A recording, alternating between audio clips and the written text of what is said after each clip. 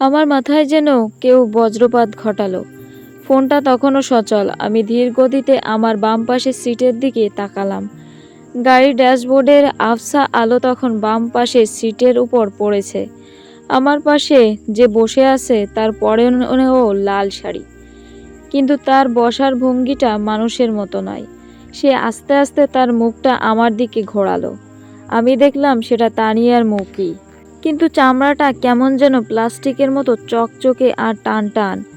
তার চোখ দুটোতে কোনো মনি নেই, পুরো চোখটাই কুচকুচে কালো। সে আমার দিকে তাকিয়ে এক বৈশাচিক যান্ত্রিক হাসি দিল। তার মুখ থেকে মানুষের মতো কোনো আওয়াজ বেরোচ্ছিল না, শুধু একটা ভেজা মাটির আর পচা শ্যাওলার গন্ধ ছড়াচ্ছিল। আমার হাত পা অবশ হয়ে গেল।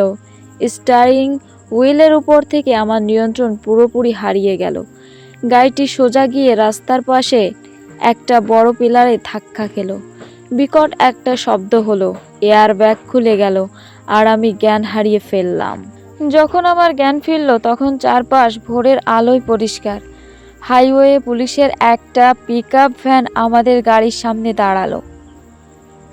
আমাকে গাড়ি থেকে বের করার সময় আমি চিৎকার করে উঠলাম, আমার স্ত্রী কই, তানিয়া কই? পুলিশ অফিসাররা আমাকে সান্ত্বনা দিয়ে বললেন, ইমরান সাহেব শান্ত হন, আপনার গাড়িতে তো আপনি ছাড়া আর কেউই ছিল না। আমরা যখন এসেছি বাম পাশের সিটটা একদম খালি ছিল। আমি পাগলের মতো গাড়ি থেকে নেমে পেছনের দিকে দৌড়াতে লাগলাম। পুলিশও আমার পিছু নিল।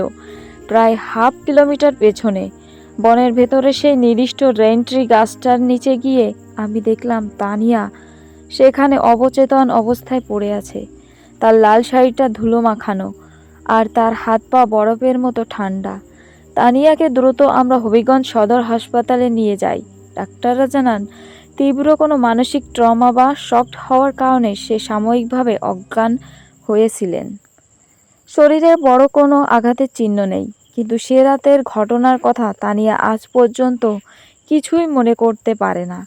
তার শুধু আবছা মনে আছে সে যখন বমি করতে গাড়ি থেকে নেমেছিল, গাছের ওপরের ঘন অন্ধকার থেকে এক জোড়া তীব্র অব্যয় যেন তাকে আবচ্ছন্ন করে ফেলেছিল, আর তারপরই তার চারপাশটা পুরো অবাস হয়ে যায়। হাইওয়ে পুলিশ আমার কেস ফাইলটা কুয়াশাজনিত কারণে চালকের দৃষ্টিভ্রম ও নিয়ন্ত্রণ হারানোর দুর্ঘটনা হিসেবেই নথিভুক্ত করে ক্লোজ করে দেয়। তদন্তের খাতিরে পরে আমি ওই এলাকার পুরনো এক চা দোকানি আলতাফ মিয়ার সাথে কথা বলি। আলতাফ মিয়া ফিসফিস করে বলেন, বাবা ওটা কোনো অ্যাক্সিডেন্ট না। সাতছড়ির এই বনে জিনের বস্তি আছে। রাতের বেলা কোনো নতুন বউ এই বনে নামলে জিন এক সেকেন্ডে তার রূপ ধরে স্বামীর পাশে গিয়ে বসে, তারপর গাড়িটাকে দুর্ঘটনার মুখে ফেলে আসলো। মেয়েটাকে বনের ভেতর নিয়ে যায়। গত 3 বছরে 4টা মেয়ের লাশ ধেনু নদীর চরে পাওয়া গেছে। তুমি অলৌকিকভাবে বেঁচেছো বাবা, কারণ ঠিক সময় অ্যাক্সিডেন্ট হওয়ায় জিনের হিসাব উলটপালট হয়ে গেছিল। আমি আজ রোড ইন্সপেক্টরের চাকরিটা ছেড়ে দিয়েছি। ঢাকা শহরের একটা ফার্মে শুধু ডে শিফটে কাজ করি। রাত 9টার পর আমি আর কখনো হাইওয়েতে গাড়ি নিয়ে বের হই না। তানিয়া এখন সুস্থ, কিন্তু সে রাতের কথা তার কিছুই মনে নেই। প্রিয় পাঠক, ঢাকা সিলেট হাইওয়ে বা দেশের যে কোনো নির্জন রাস্তায় রাত 2টার পর যখন প্রিয়জনকে নিয়ে ভ্রমণ করবেন, একটু সাবধানে থাকবেন।